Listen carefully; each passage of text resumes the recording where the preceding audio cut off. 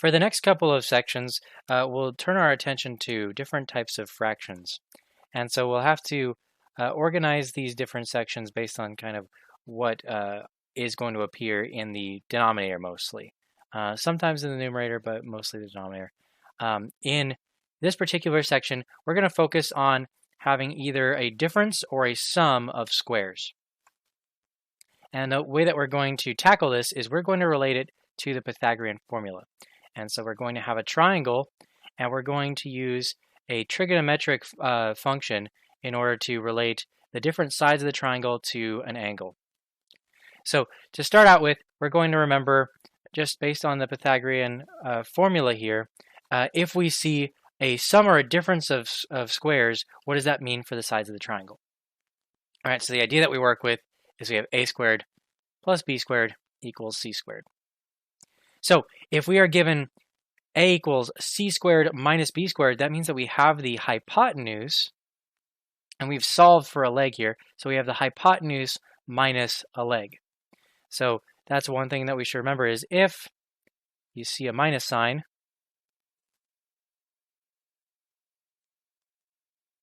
you're given the hypotenuse and a leg. And so we'll go ahead and put hypotenuse, leg, and the other leg then will be down here. All right, and we're going to keep this same scheme in the next case as well. So we see here c squared minus a squared underneath the root. And so we're actually going to have the same thing here. And again, if you see a minus sign, you're given the hypotenuse and a leg.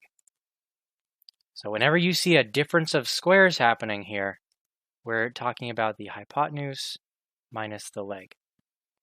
And it is important to remember the order. So in front of the minus sign is the hypotenuse, behind the minus sign is the leg. All right, so the last situation we can have then is going to be a squared plus b squared that we're looking at. So if we see a sum of squares, then that means that we're going to have, again, keeping the same naming scheme, we are going to end up having both legs visible here. So we've got C, A, and B. If you see a plus sign, you are given two legs.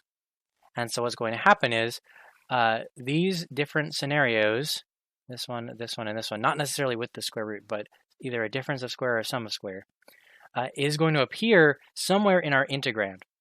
And it's going to have an x in one spot and a number in the other. And so we'll have to use these different situations to organize our x and our number on a triangle somewhere. And so that's all well and good if we've got x as the hypotenuse, but if we have x as a leg, right, it's going to be a little bit more difficult to figure out, should we put x maybe here or here? If we have two legs, should we put x here or here? And so we will get a consistent rule for labeling.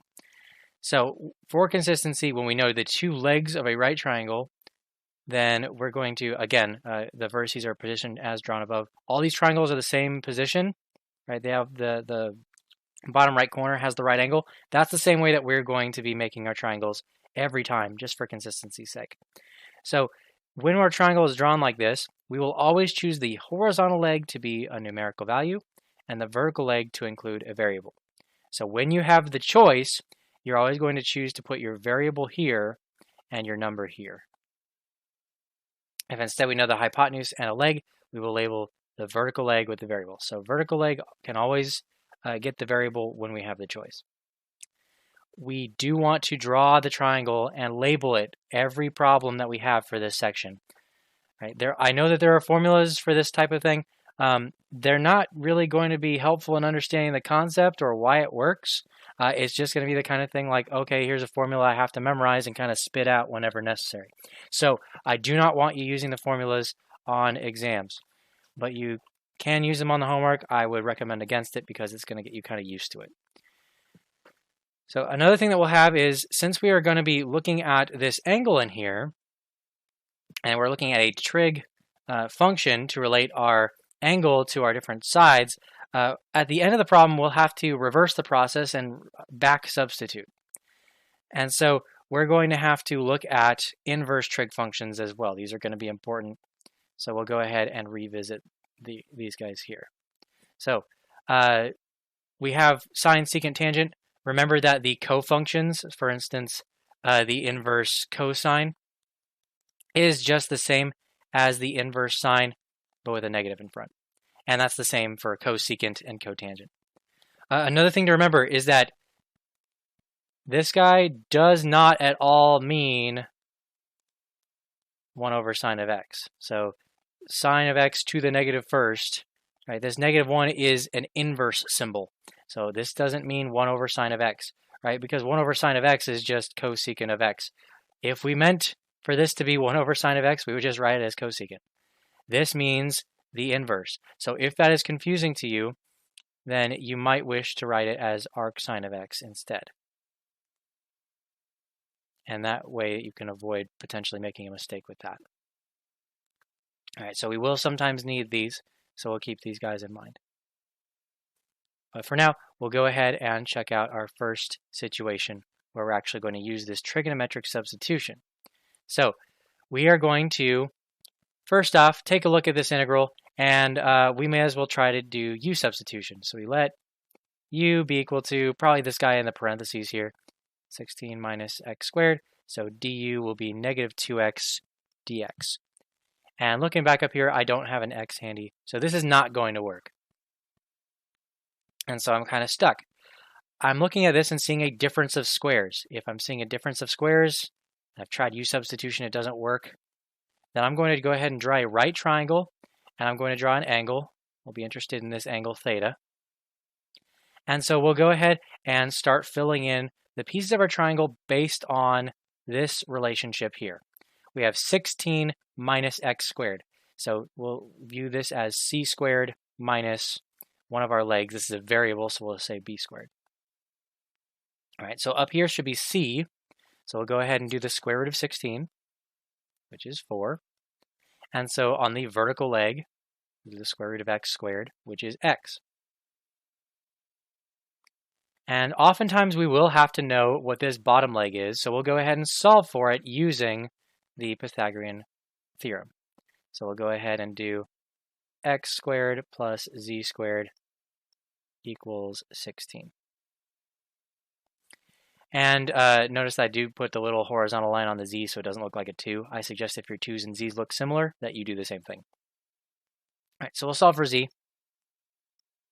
We've got 16 minus x squared. So we've got z equals root 16 minus x squared. Right, so given that, we'll now go ahead and make a relationship between theta and x. We want to be able to substitute some trig function of theta in for x in our integral. And so all the pieces that have x's in them, we want to replace with some version of theta. And so we'll have to figure out a function that relates theta to x in the simplest way possible. And so the simplest way possible is having some sort of fraction, we have to since it's a trig function, where we have x on the top and we have our number on the bottom. So we always want to choose x on the top, number on the bottom. And so this is also why we end up choosing the vertical leg to be our variable and the horizontal leg to be our number. In a couple of problems, we'll see that in action. But we choose then the relationship between theta and this fraction, which is going to be the sine, opposite over hypotenuse. So sine of theta is going to be x over 4. All right, so we want to get x by itself so we can have the ability to substitute stuff in. So we're going to have 4 multiplied on both sides. So we have x equals 4 sine of theta. And now we'll go about finding out what each of these individual pieces will look like in terms of theta. So we do need to take the derivative of both sides. And when we do that, we get 4 cosine of theta d theta. And that way we can make a swap for dx. And so now if we wanted to, we could actually take 4 sine of theta and just plug it in right now take this dx, plug that in, and sort of simplify and see what happens. But what I like to do is take the rest of my integrand and simplify it separately. So I'll go ahead and take the entire denominator and do this separately. I've got 16 minus x should be 4 sine of theta. I'm squaring that. Now I'm taking the whole thing to the 3/2 power. So this is going to be 16 minus, I can take the square and apply it to each of these factors, 16 sine squared of theta to the 3/2.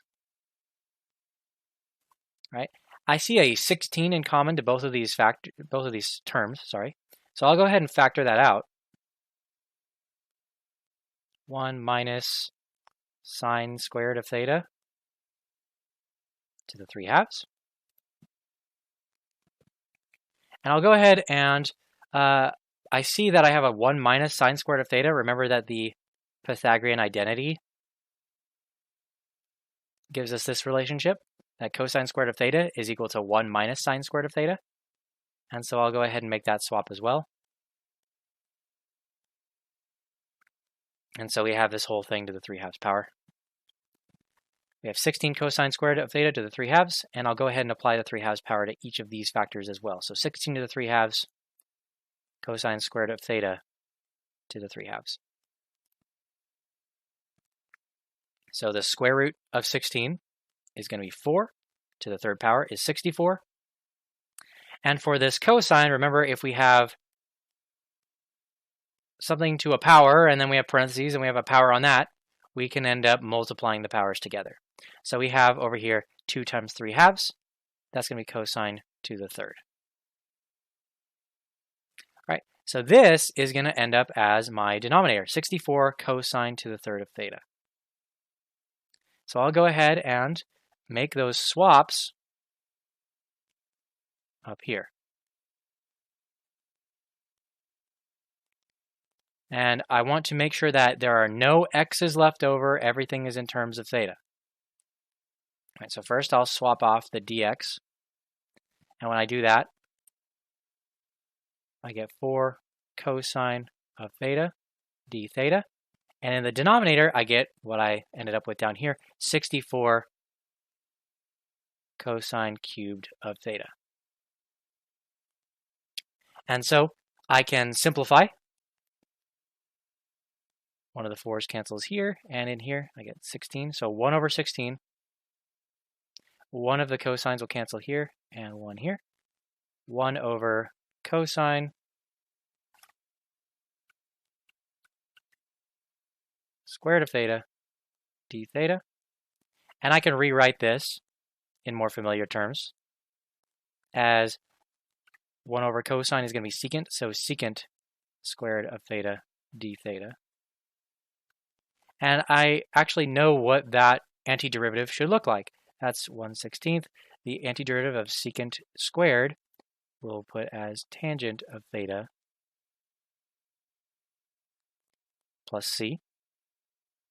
And so the only thing left to do is, my original problem didn't have any thetas in it, so my answer shouldn't have any thetas in it. So what I'll do is go ahead and re-substitute x. But I have tangent of theta. I don't really have a relationship already made here between x and tangent of theta. So what I have to do is go back up here to my triangle and find the tangent of theta from my triangle. And when I do that, I'll go ahead and look at opposite over adjacent. So the tangent of theta is opposite over adjacent. And so I'll go ahead and make that swap here. So I have opposite over adjacent. And then I have that 1/16 out front. I'll just make that 16 times. And so this is going to be my answer. And so that's one way that trig substitution can help us with these problems where, if I take a look at this, this was definitely a quotient rule type of issue. And so this is one way that our trig substitution can kind of break those fractions open and help us figure them out.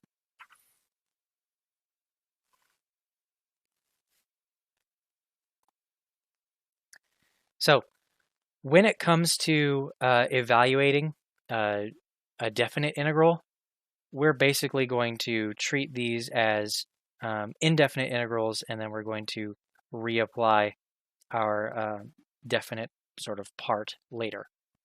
So we'll go ahead and look at a similar problem. Instead of looking at this definite integral, we'll look at the indefinite and put in the definite part later. Right, so again, I'm looking at the inside here. If I try u substitution, I don't have an extra x laying around, so I can't really do it. So I'll go ahead and make my triangle. I have a sum here, so I know that this is both legs. So this is both legs, then I choose square root of 1 is 1. That has to be one of them. I choose that to be the horizontal leg. And then square root of x squared is x. I'll choose that to be the vertical leg here. And so my hypotenuse should be the square root of both of those added together, just using the Pythagorean theorem. Right, so again, my theta here is going to be this angle. I want the simplest way to relate theta to x. So I'd like to have x over my number 1 here. And so the way that we're going to do that, opposite over adjacent, that's tangent. And this is why we choose the variable to be the vertical leg and the number to be the horizontal leg, is because that way we get to use tangent instead of having to use cotangent, which is just slightly more difficult.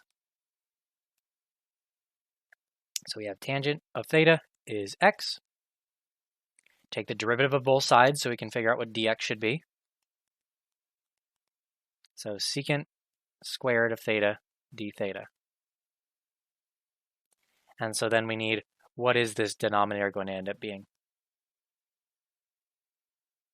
And so we have, sorry, that should be a plus. 1 plus tangent squared of theta. This whole thing is going to be squared. And we happen to know, again, from Pythagorean identities, that 1 plus tangent squared of theta is secant squared of theta. 1 plus tangent squared, secant squared. Got it. So we have secant to the 4th of theta. So that's going to be our denominator. So we already have all the pieces we need now. So we've got secant squared of theta d theta over secant to the 4th of theta. And after some cancellation, right, 2 here, 2 here, we get 1 over secant squared of theta d theta, which gives us cosine squared of theta d theta.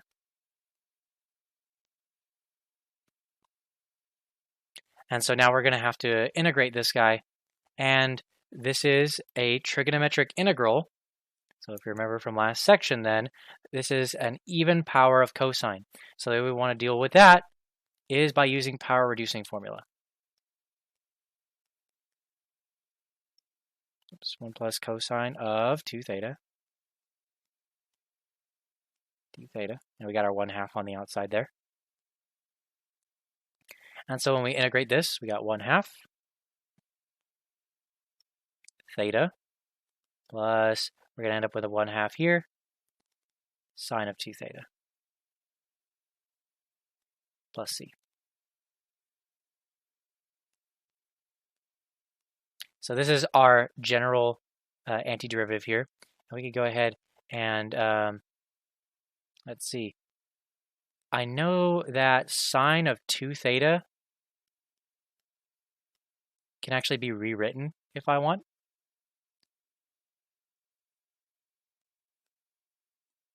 Because I don't really have a triangle that involves 2 theta. I do want to write this in terms of regular just theta. So I use my double angle formula and get that sine of 2 theta is 2 sine theta cosine theta.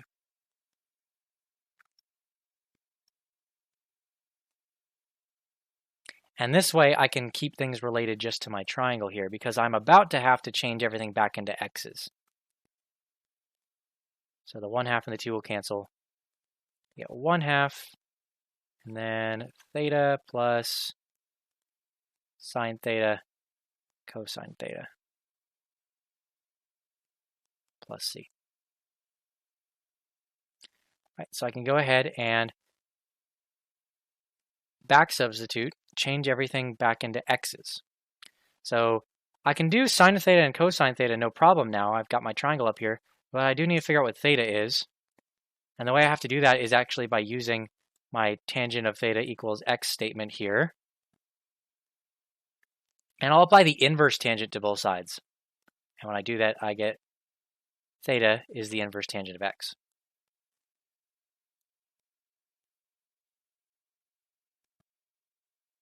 And so now I can go ahead and proceed on. So sine of theta, I get opposite over hypotenuse. That's x over that square root there.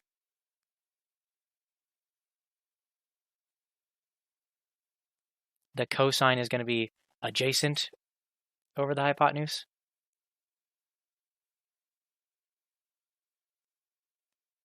And so I can end up with my general antiderivative here.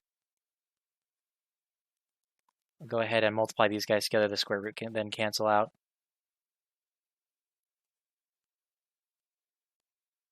And so this is going to be my general antiderivative. And so if I then want to go back and do the definite integral here, my definite integral will end up being this antiderivative. So I'll go ahead and write that down again. It's going to be evaluated from 0 to 1. So I've got 1/2, and then I'll go ahead and work that out in here. Inverse tangent of 1 plus 1 over 1 plus 1 squared minus inverse tangent of 0 plus 0 over 1 plus 0 squared. Inverse tangent of 0 is 0. Over here we have 0 in the numerator and 1 in the denominator, so that works. We do want to check to make sure we don't get division by 0. Over here we've got inverse tangent of 1. The angle that gives us a tangent value of 1 is pi fourths plus 1 over 2. So we get pi over 8 plus 1 over 4. And if we want to, we can combine these fractions together. This is pi over 8 plus 2 over 8, so pi plus 2 over 8.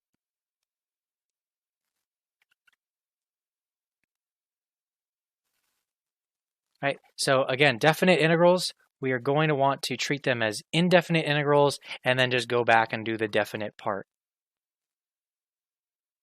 And this is also a case then where we had both of our legs shown and we were then going to use tangent.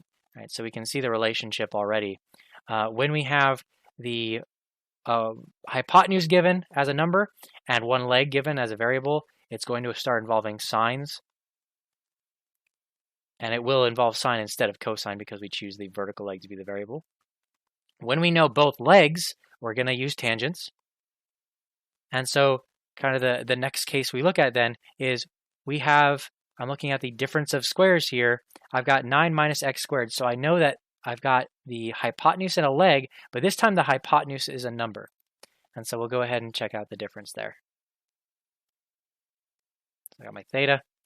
My hypotenuse is a number, square root of 9 is 3.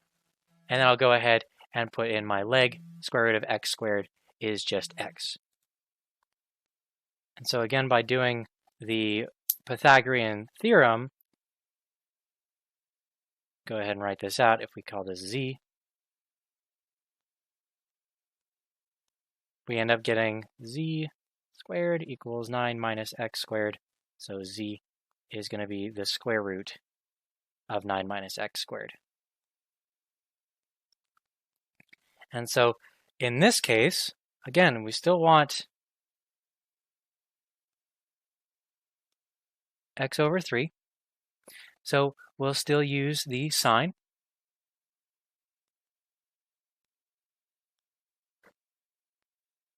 right? And so again, we will multiply both sides by 3. 3 sine of theta equals x. And we'll take the derivative. Dx equals 3 cosine of theta d theta.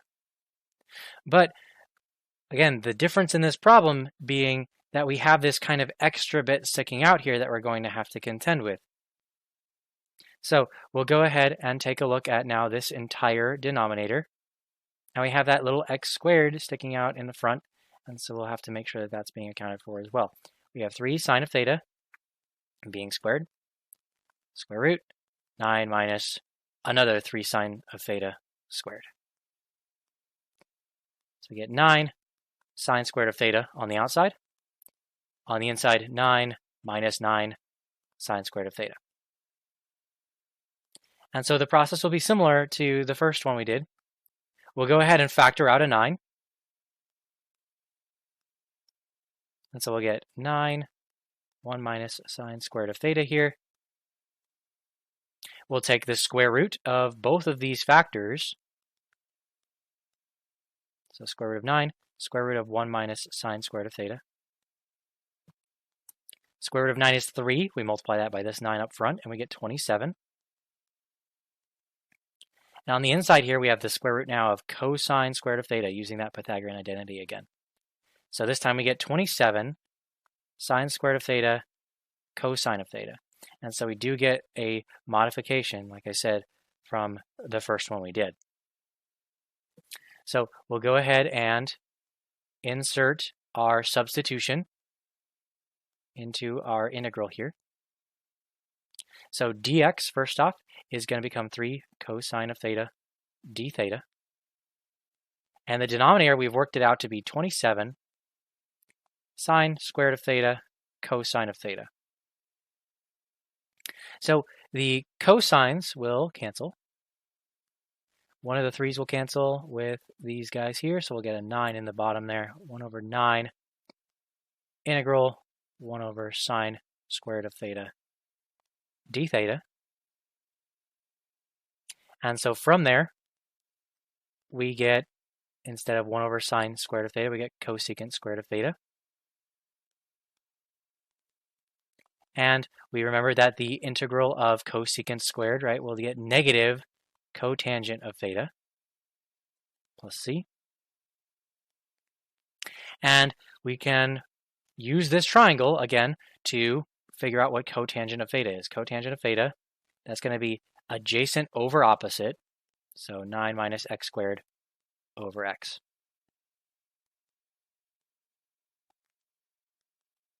And so we go ahead and substitute that in. And so we get negative root 9 minus x squared over 9x plus c. So again, when we have our difference of squares, and we have that the first part of the difference is a number, we will be relating to sine. And again, when we have the sum, we're going to be relating to the tangent. And so the next one we look at, again, we see another modification here. This one actually doesn't look like a sum or difference of squares at all. But we still do see a fraction, and we see a square root. And so we will have to figure out kind of how do we navigate this one. And so, well, first off, we're going to probably want to drop those limits of integration and turn this into an indefinite integral, because we're going to have plenty to do here without having to deal with those limits right now. So again, just trying to look at this from a u substitution perspective, I have kind of two insides going on at once. I have the x plus 2 is the quote-unquote inside of this fraction because it's in the denominator, and I have this guy in the inside of a square root. So u substitution definitely won't work. I do see a square here, and so that's going to be close enough for me to want to do trig substitution. But the thing is, it's not in the right form. I want to have a difference of squares or a sum of squares. And so what we'll have to do is we'll actually have to complete the square. And so remember, I'm going to take my constant, kind of shove it over. And I'm going to take this middle number here, divide it by 2, and square it. That gives me 4. I'll have to immediately subtract the same thing so that these guys can collapse down to 0 if I re-add them. So now I'll take this guy, and I will, the first 3 in the trinomial there, and I'll factor that trinomial. I get x plus 2, and that should be squared. Negative 4 minus 5, I get minus 9. So this particular difference of squares can replace the trinomial I started with. And so now we see this is a difference of squares. And furthermore, we see that the number's in the back and the x is in the front. And so this is going to be a further modification. So we make our triangle. And again, we have difference of squares. So we have the hypotenuse here is going to be the square root of that first guy there, the square root of x plus 2 squared. And the last one is a number. We square root that. Will end up as the horizontal leg. Right, so again, I want to end up with the x term here over the number. And so we'll get that as hypotenuse over adjacent. That's the secant. At the same time, we do also want to figure out what this other leg should be. Right, it's going to be x plus 2 squared minus 3 squared underneath the square root. I'll go ahead and replace that 3 squared with a 9. And so just so we know, this is also the original trinomial that we had here to start with.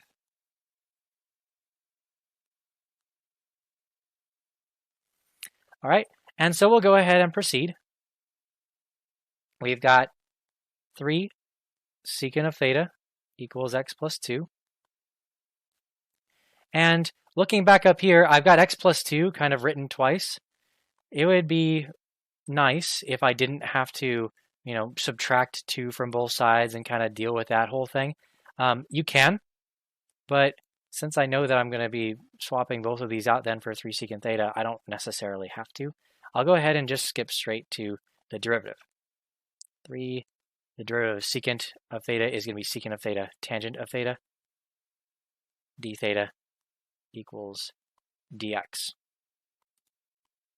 And so we can move on to the fraction itself and start applying the different pieces that we need here. We've got x plus 2 squared minus 9 over x plus 2. The numerator is under a square root, so we'll go ahead and replace the x plus 2's with 3 secant of theta. And we'll do that in the denominator as well. And so from that point, we'll go ahead and kind of proceed the same way. We'll square where needed. So we've got 9 secant squared of theta minus 9 under the square root in the numerator, and then 3 secant of theta in the denominator. In the numerator, we'll factor out a 9. And so we get secant squared of theta minus 1. And so we'll go ahead and square root both of those. So we get 3 root secant squared of theta minus 1 over 3 secant of theta. The 3's will cancel. So secant squared of theta minus 1, we know that from our Pythagorean identities to be tangent squared of theta. So we get tangent squared of theta under a square root in the numerator, secant of theta in the denominator. And so we end up with the tangent of theta over the secant of theta. And from there, we might try to go ahead and write this in sines and cosines. We've got tangent of theta times secant of theta, and we could try to put this into sine over cosine. Sorry, this should be 1 over. And write this as cosine and see if stuff cancels. But looking back up here, I know that my dx has secants and tangents in it, so it's probably best to keep things in terms of tangent and secant here as well. So my fraction becomes tangent of theta over secant of theta, and my dx now becomes 3 secant of theta tangent of theta d theta. Secants will cancel here, so we get 3 tangent squared of theta d theta. We'll go ahead and bring the 3 outside. And again, we have a trig integral. We've got tangent squared. How do we deal with that? Well, remember, we usually want to try to pull off a derivative, but since we don't have any secants at all, we're going to need to turn this into secants. So we'll turn tangent squared of theta into secant squared of theta minus 1 d theta. And once we do that, we can now write secant squared of theta. Its antiderivative is tangent of theta. And then for 1, we get theta plus c. And we'll go ahead and change these thetas back into x's. So first we have tangent of theta. So here we have tangent of theta will be opposite over adjacent. We have root our original kind of polynomial here over 3 minus theta itself. We have to use the secant of theta equals x plus 2 over 3. Apply the inverse secant to both sides. And so we get inverse secant or arc secant of x plus 2 over 3 plus c. And so that will be our general antiderivative. As a side note, if we want, we could also write this as inverse cosine, and we can actually flip the inside there if you are more comfortable with that. But we'll go ahead and proceed here. This is our general antiderivative. We did have, though, as our original problem, a definite integral from 1 to 4.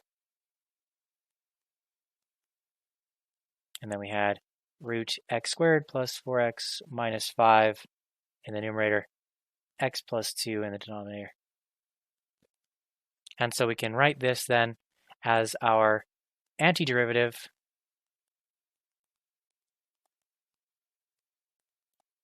minus secant inverse of x plus 2 over 3. So our antiderivative here evaluated from 1 to 4. So we'll keep the 3 outside, open up some brackets, plug in 4, and it might be easier to use our completed square there. So I'll go ahead and swap back to that. So we'll write this as x plus 2 squared minus 9. And we'll go ahead and use that instead. So we'll plug in 4.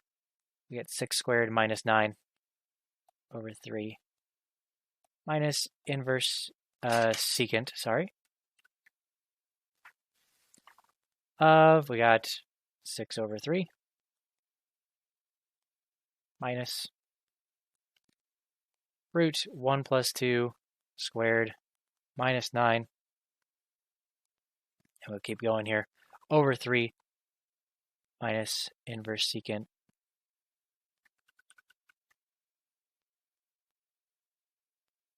of 1 plus 2, we get 3 over 3.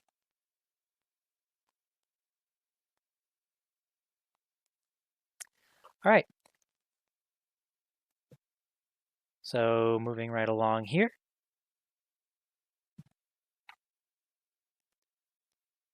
We've got 3 times 36 minus 9 is going to give us root 27. We have the inverse secant of 2. All right, I'll go ahead and write that as the inverse cosine of 1/2 then, just because I think we're a little bit more familiar with that. Minus. In here we'll have 9 minus 9. That gives us 0. And then we have the inverse secant of 1. And again, I'll change that to inverse cosine. And take the reciprocal of 1, that's 1. Just so that we're working with something a little bit more familiar. And that's also 0. So we have 3 times root 27 over 3 minus cosine inverse of 1/2, right? The angle that gives us a cosine value of 1/2 is going to be pi thirds. Multiply the 3 in, it'll cancel with both of those 3's in the denominators. So we'll get root 27 minus pi. Actually, we can do a little bit better here. 27 is going to be 9 times 3. Take the square root of 9, we get 3. So 3 root 3 minus pi. And that's much better looking. And so that'll be our answer. So we see here that when we have our x up front, it's a difference of squares with x up front, we're going to end up using secant, which is kind of probably the least familiar to us. But overall, it's the same kind of pattern for all of these problems. And it's really just a matter of keeping our triangle so that we can have all our information organized all in the same place there for our substitution. And that's it for trig substitution.